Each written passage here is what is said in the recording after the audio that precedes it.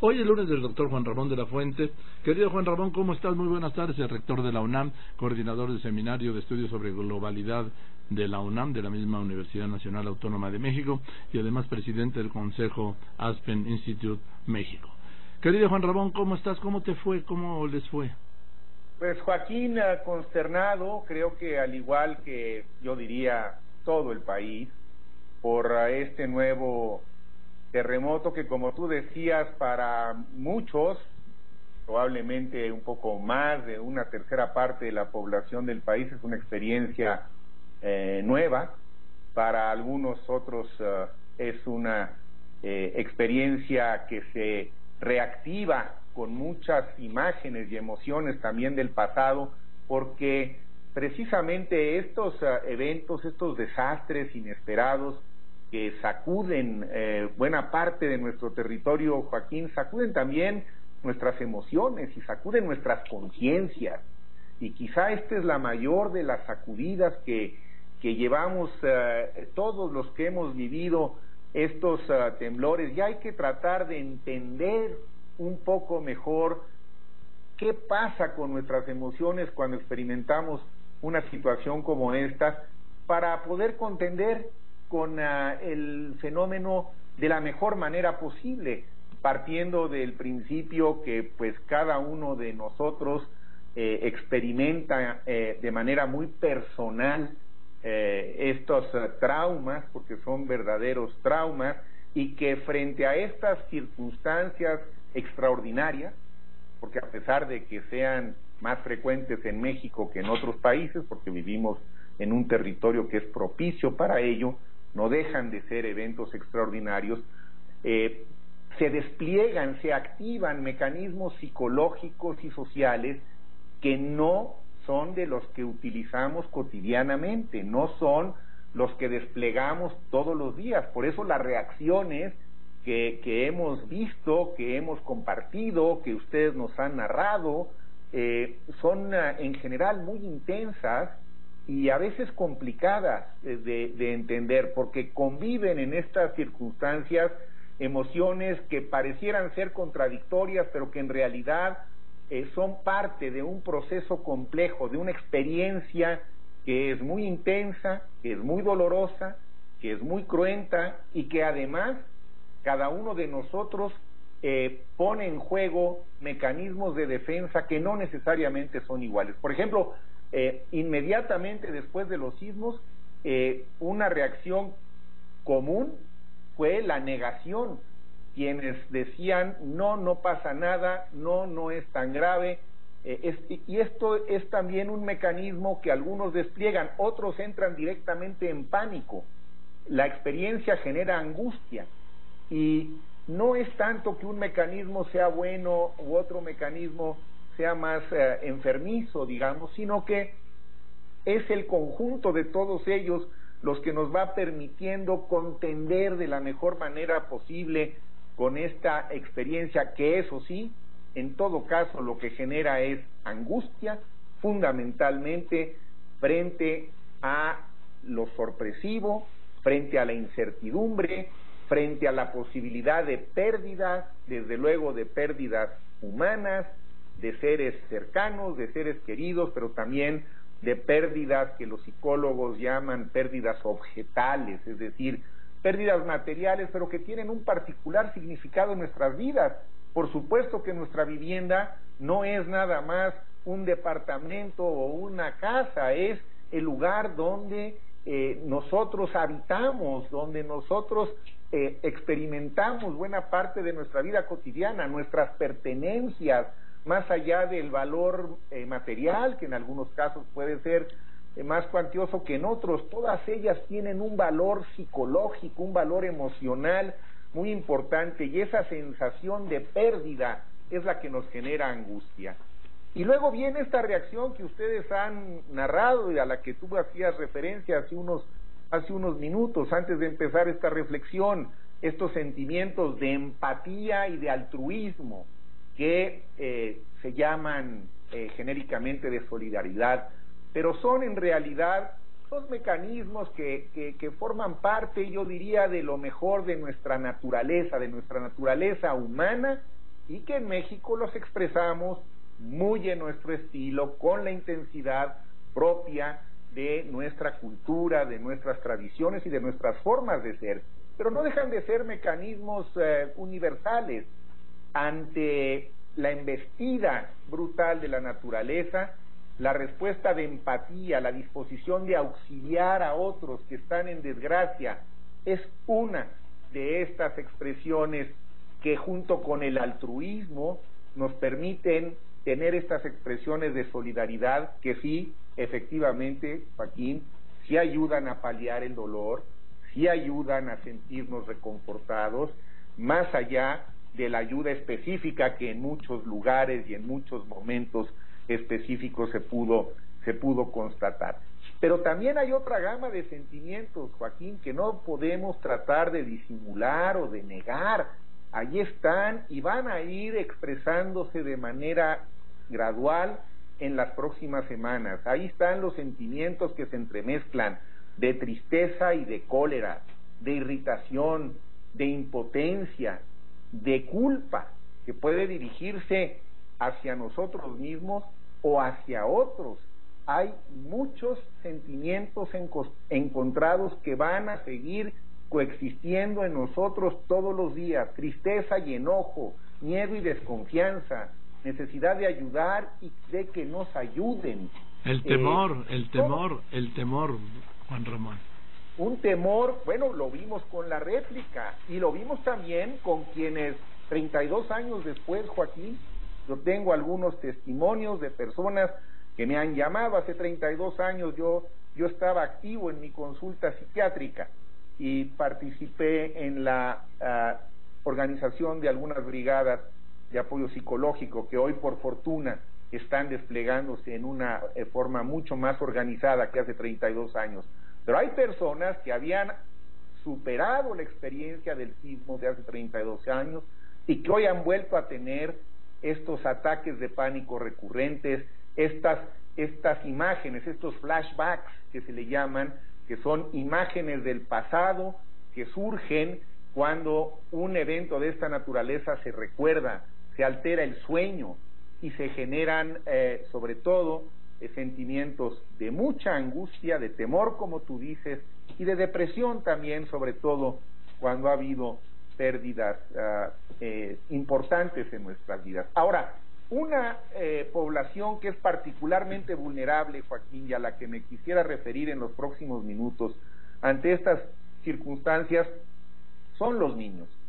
Los niños, y ahora que tantas escuelas, y qué bueno, diría yo, que se están verificando una por una, esa es la política que debe de seguirse.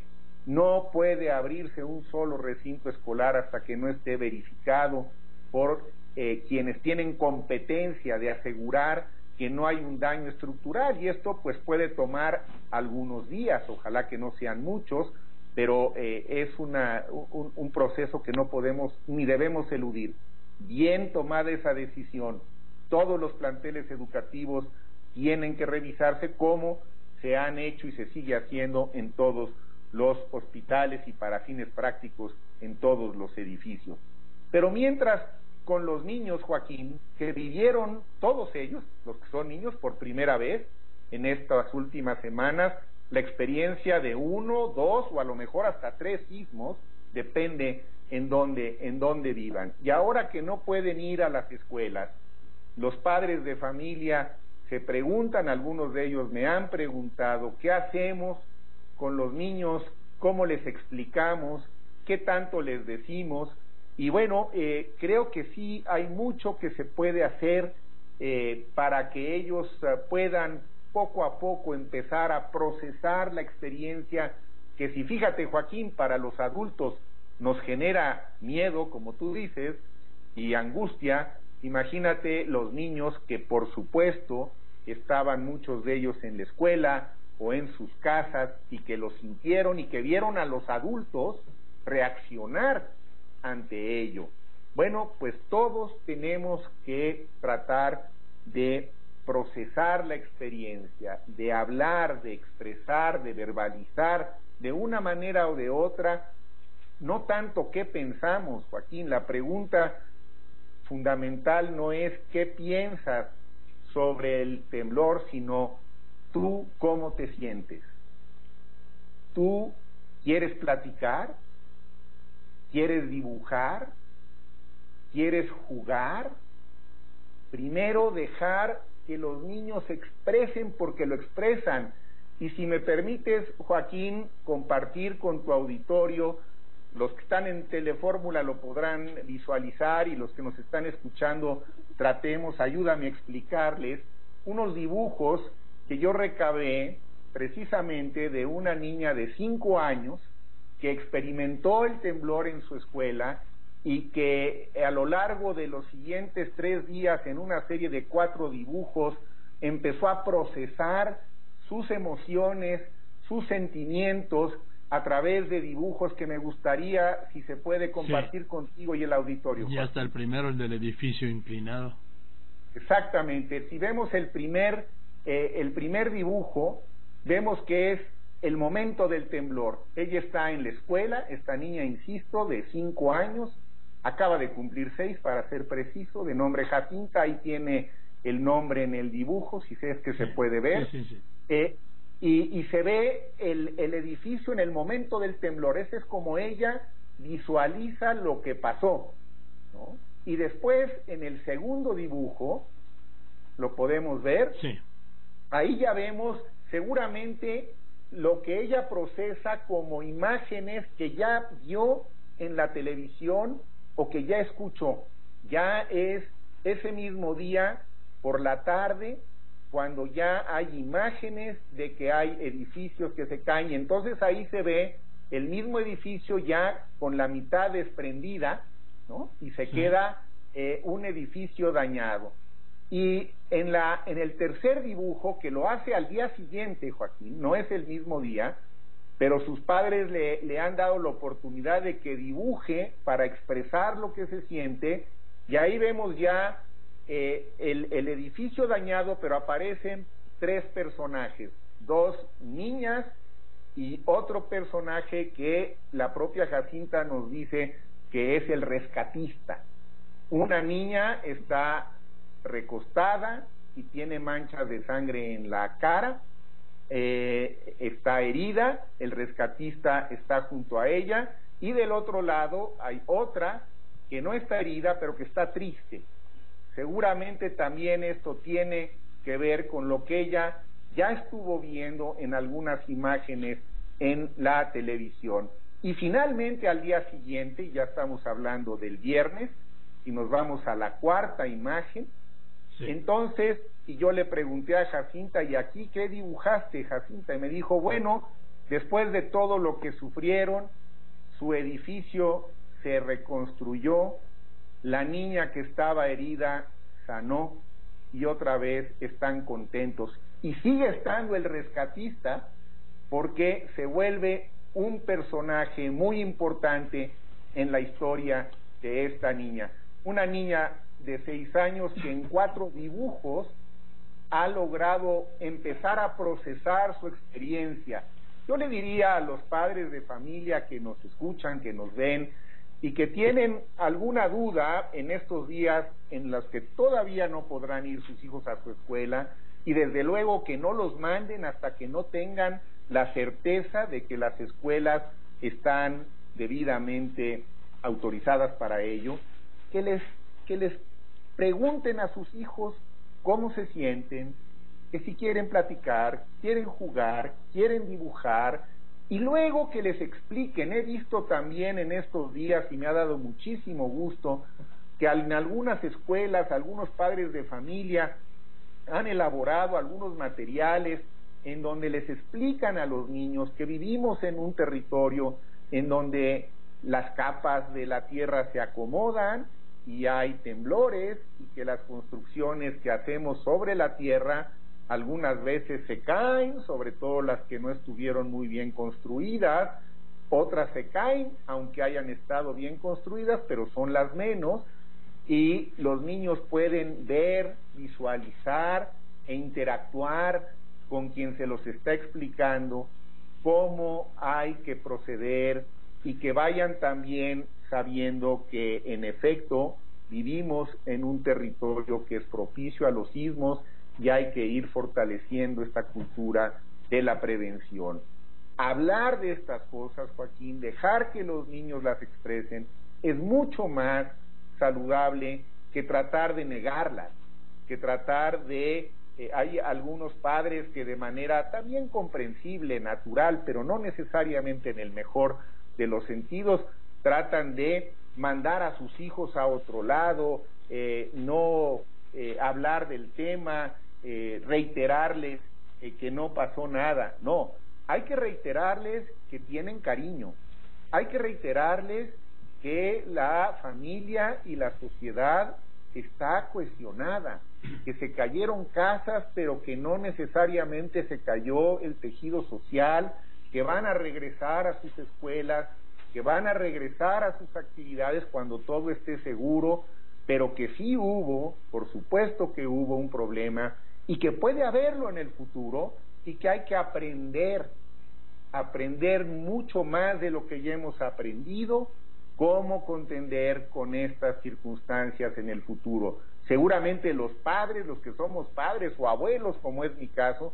ya nos tocaron vivir algunos temblores y les podemos también decir a nuestros hijos y a nuestros nietos, sí, ya vivimos también nosotros un temblor y afortunadamente muchos de nosotros aquí seguimos. Para quienes han perdido algunos seres queridos, el proceso será diferente, Joaquín, será más complicado, viene un duelo difícil. Para quienes han perdido sus viviendas, viene también un largo camino, no va a ser fácil, Este desastre tuvo un significado personal y colectivo en todos los mexicanos. Así es. Y entre todos tenemos que ir encontrando la forma de superarlo, pero por lo pronto, Joaquín, que los niños puedan en estos días, y seguro lo harán con sus maestros al regresar, que también están ya mucho más sensibles, que puedan empezar a procesar esta experiencia que fue para todos muy traumática y que nos deja un saldo de pérdida al cual tenemos que enfrentar y superar en el curso de los próximos meses, quizá de los próximos años. Gracias, querido Juan Ramón, y qué bueno que te ocupas de algo fundamental que hasta ahora no ha habido atención por la misma emergencia, pero ya cada familia se tendrá que ocupar de los suyos. Gracias, querido Juan Ramón, te mando un abrazo. Así es, Joaquín, y sé de primera mano que tanto la UNAM como los servicios de salud a nivel federal y a nivel de la Ciudad de México tienen brigadas psicológicas que estoy cierto que estarán dando apoyo para quien lo necesite en el curso de la próxima semana. Buenas tardes, Joaquín. Muy buenas tardes, querido Juan Ramón, te mando un abrazo, buenas tardes, que estés bien, saludos. El doctor Juan Ramón de la Fuente, ex rector de la UNAM, coordinador del Seminario de Estudios sobre Globalidad de la misma Universidad Nacional Autónoma de México y presidente del Consejo Aspen Institute Capítulo México.